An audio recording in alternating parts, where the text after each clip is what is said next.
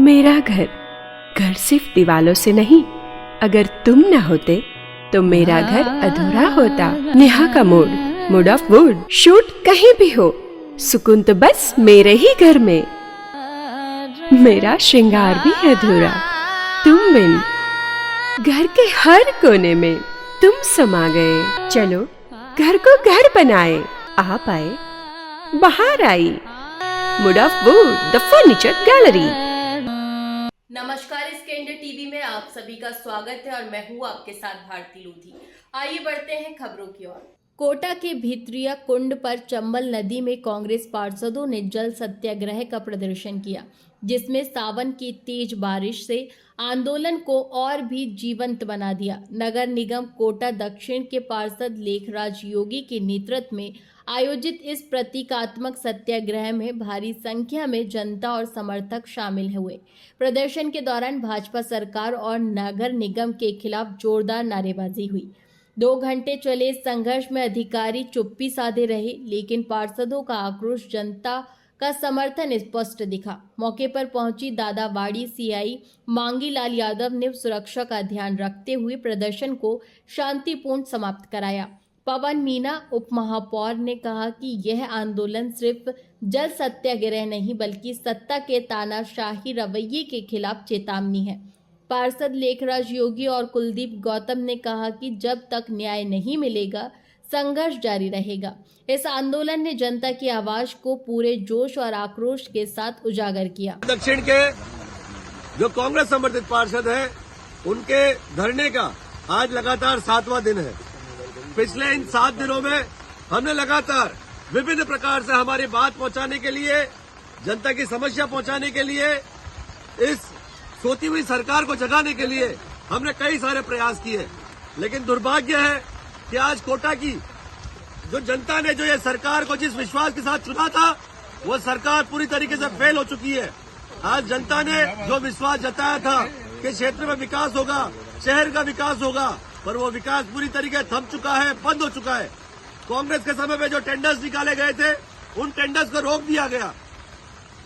लगातार जो पक्षपात जिस तरीके से हो रहा है, उस शिकायत को लेकर हम लगातार 7 दिनों से अपनी बात रख रहे हैं, पर न निगम प्रशासन सुन रहा है, न ये बीजेपी का शासन सुन रहा है, और न कोई दूसरा बड़ा कलेक्टर के आज अभी तक हमारे पास कोई हमारी बात सुनने के लिए आया है।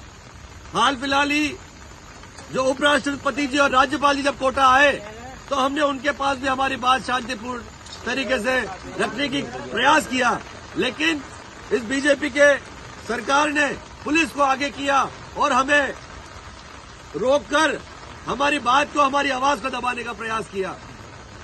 मैं इस मीडिया के माध्यम से हमारे जनता को यह हम बताना चाहते हैं कि आपने जिस विश्वास के साथ में हम कांग्रेस पार्षदों को चुना था, हम उस पर खरा उतरने का हर वो प्रयास करेंगे जो हमारी सीमा के बाहर होगा। और बेशक जब तक हमारी ये मांगे पूरी नहीं हो जाती है, क्षेत्र में वार्ड के विकास के लिए जो एक करोड़ के टेंडर्स के वर्क ऑर्डर जारी नहीं हो जाते हैं, 51 बोरिंग के टेंडर्स के वर्क ऑर्डर जारी नहीं हो जाते हैं, जब तक हम हमारे इस धरने को, इस प्रदर्शन को बंद नहीं करेंगे। आज 7 दिन हो चुके हैं, और चाहे हमने अगले के 7 दिन भी अगर हमें इस तरीके गुजारने पड़े तो हम गुजारते रहेंगे। हम ये बताना चाहते हैं कि हमारा धरना जब तक खत्म नहीं होगा, जब तक हमारी बातें पूरी नहीं होगी। लगातार आज धरने का 7वां दिन है, क्या कुछ आपकी मांगे और अभी तक क्यों नहीं मांगे मानी गई, और ये जल सत्याग्रह क्यों करना पड़ा आप लोगों को? देखिए, पिछले 7 दिन से लगातार हम कोटा की जनता के क्षेत्रों में विकास कराने के लिए लगातार जो 1 करोड़ के जो टेंडर्स हैं, उनके वर्क ऑर्डर जारी करवाने के लिए लगातार हम लोग प्रयासरत हैं। और जबकि ये पिछले 7 दिन से नहीं, ये लड़ाई पिछले कई अरसे से चल रही है, लगभग साल भर हो गया।